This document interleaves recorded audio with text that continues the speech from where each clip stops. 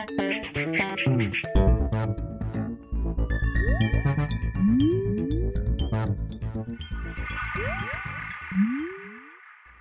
everyone, and welcome to The Vortex, where lies and falsehoods are trapped and exposed. I'm Michael Voris. The second episode of our CIA program is now available on RealCatholicTV.com. Just click on the link right over here, and you can watch it. Make sure you pass it on to as many friends and family as you possibly can, because it is an absolute must-see. Many people have already watched it and given it sparkling reviews. If you have not seen it, we strongly encourage you to watch it.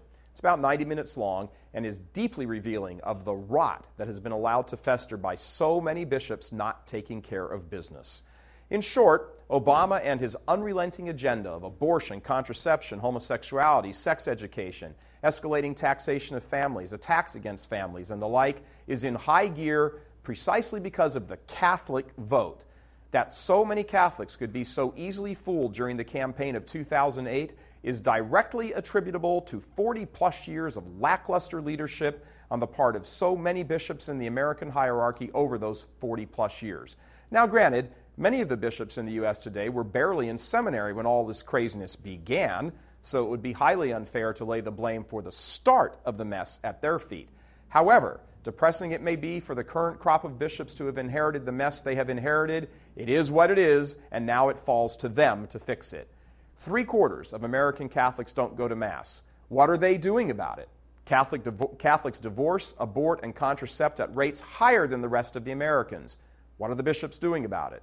If you were to look on the church as nothing more than a business and viewed the bishops as the board of directors, an objective person would have to make the following observations. 3 out of every 4 of your customers no longer buy your product. You've been hit with a massive negative PR campaign by your fiercest competitor. Every time you gain a new customer, 4 of your previous customers walk out the door. Many of your middle managers are actually moonlighting for the competition while still getting paid by you. The shrinking customer base is forcing you to close shops all over the country, and as everyone knows, in business, you either grow or die. Most of your remaining customers have hung around only because of brand loyalty, not anything you have done. So the astute observer would have to ask the following question. What's the business plan to win back your disaffected customer base? It's a good question. Are each of these bishops getting up every morning and racing into the office and implementing the plan to win back customers? Do they have a plan? Who have they consulted? Have they gone to the few remaining loyal customers and asked, why are you still a customer?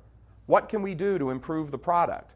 Or do they surround themselves with corporate yes men whose biggest concern is something other than winning back former customers? See, here's the problem in a nutshell. Everyone gets out of bed in the morning for something. What do the bishops get out of bed for? The most death-dealing president in the history of America is sitting in the White House today because the large majority of U.S. bishops refused to stand up and be counted. Truth be told, a good number of them most likely voted for him.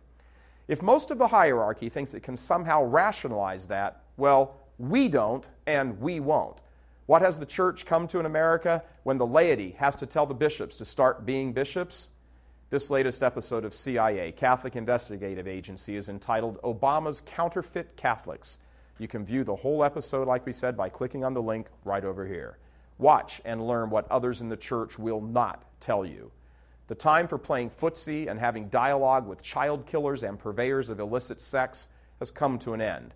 For Catholics, those who know what that moniker really and truly means, playtime is over. Game on. I'm Michael Voris. Please help us keep delivering these kinds of messages that so desperately need to be heard and acted on. Join RealCatholicTV.com today as a premium subscriber. Become immersed in the faith established by Jesus Christ. The Catholic Church is the only hope against evil because that is its God-given mission. As our Lord said, apart from me, you can do nothing. Join RealCatholicTV.com today as a premium subscriber and come to learn and love Christ more deeply.